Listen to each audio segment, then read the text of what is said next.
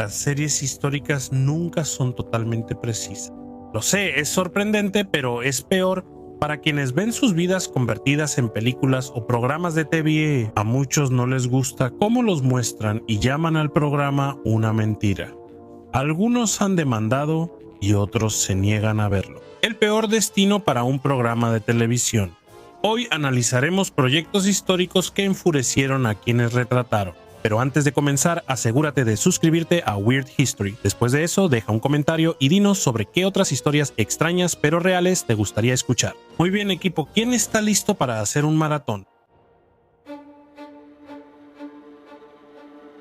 Olivia de Havilland, leyenda de Hollywood, se retiró en 1988 y luego rara vez apareció en público o habló con la prensa. Cuando la estrella de Lo que el viento se llevó habló, la gente lo notó.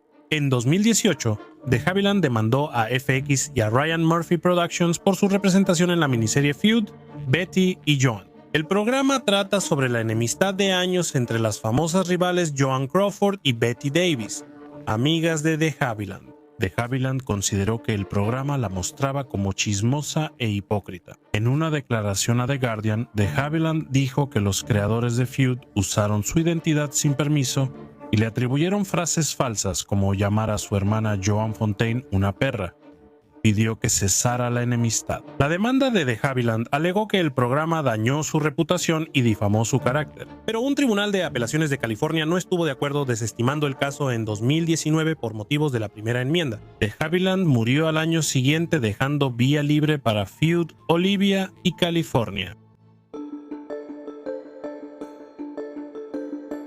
John Travolta recibió muchos elogios por su interpretación del abogado de O.J. Simpson, Robert Shapiro, en la serie de 2016 American Crime Story, The People Vem to O.J. Simpson. Pero una persona que no quedó impresionada fue el propio Shapiro. El abogado solo vio parte del primer episodio y sintió que la actuación de Travolta no lo representaba bien. Cuando TMZ interrogó a Shapiro en el estacionamiento de un supermercado en Los Ángeles, Shapiro afirmó que Travolta nunca lo conoció ni consultó con él para prepararse para el papel. Es un buen actor y estoy seguro de que hizo su mejor esfuerzo, dijo Shapiro, pero me imagino que si intentas interpretar quién es alguien sin conocerlo y descubrir quién es, no vas a dar en el clavo y no vas a ser absolutamente preciso.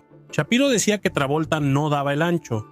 El programa siguió recibiendo críticas en su segunda temporada. El asesinato de Gianni Versace dramatizó su muerte en 1997 a manos del asesino serial Andrew Cunanan. Cómo la familia Versace mantuvo su empresa y vida unidas tras la tragedia. El creador Ryan Murphy basó la mayor parte del programa en el libro de 1999 de la columnista de Vanity Fair, Maureen Orth, Favores vulgares. Y esa fue la principal objeción de la familia Versace. La familia Versace declaró oficialmente que no estaban relacionados con el libro ni con el programa de Murphy, y calificaron la serie como ficción. Al día siguiente, la familia Versace emitió otra declaración criticando el libro de Orth, diciendo que está lleno de chismes y especulaciones. Es lamentable que los productores eligieran mostrar la versión distorsionada y falsa de Maureen Orth. Aunque fue así, la serie ganó un Emmy y fue exitosa. A veces la verdad no es tan divertida. La familia real británica tiene opiniones diversas sobre The Crown, la serie de Netflix que dramatiza el reinado de la reina Isabel II. El príncipe Eduardo y su esposa Sofía aparentemente la adoraron, y la propia reina supuestamente fue fan de la primera temporada. Sabemos por qué dejó de verla, pero ella ya sabía el final. Otros de la familia real, como el príncipe Guillermo, ni siquiera la han visto. Oficialmente, la familia emitió un comunicado recordándole al público que no participaron en la realización de la serie y que no le dieron su aprobación oficial. Es como cuando tus padres te prohíben ver NTV. El príncipe Felipe, esposo de la reina, no habló sobre la serie salvo en un comunicado oficial. Pero personas cercanas a él indicaron que estaba completamente en el grupo de los que no les interesa. El actor Matt Smith, quien interpretó a una versión joven de Felipe en las 2 primeras temporadas de la serie, se sentó junto a él en una cena. El príncipe preguntó a Smith si participaba en la corona y Smith le respondió si había visto la serie. Felipe lo miró y dijo: "No seas ridículo. Parece que era más fan de Doctor Who". Aunque la reina disfrutó la primera temporada, no estuvo de acuerdo con la imagen de Felipe en la segunda, que lo mostraba como un padre duro que mandó a Carlos a un internado estricto. Según el historiador Hugo Vickers, El príncipe Felipe rechazó una trama de la segunda temporada donde su padre lo culpaba por la muerte de su hermana, la princesa Cecilia, en un accidente aéreo en 1937.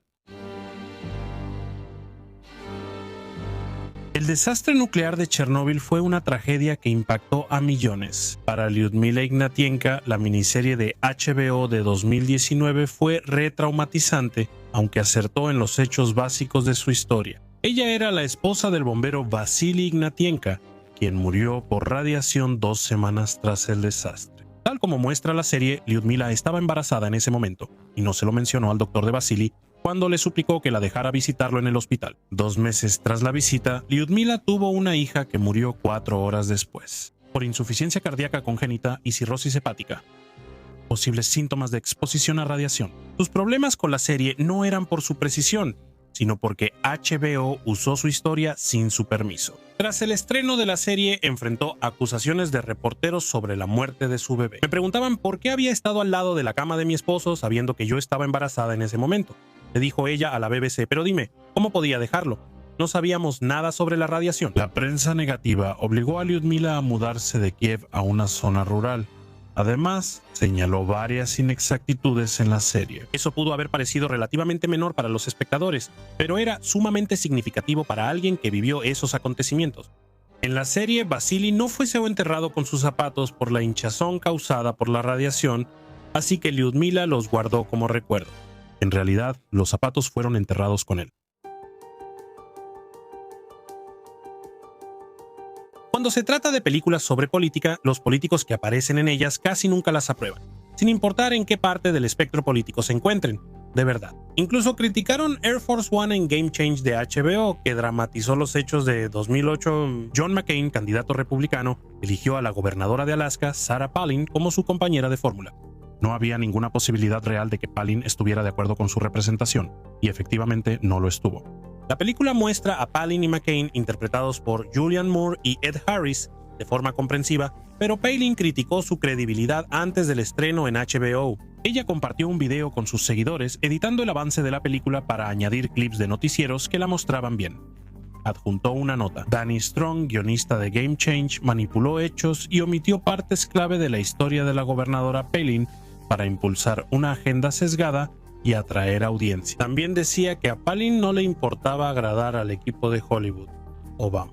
Palin nunca especificó exactamente qué hechos estaban equivocados en la película o con qué parte de su representación no estaba contenta. Jay Roach comentó que la película se basó en el libro de John Heyman y Mark Halperin y en más de 24 entrevistas con personas de la campaña. Juan McCain tampoco era fanático de Game Change.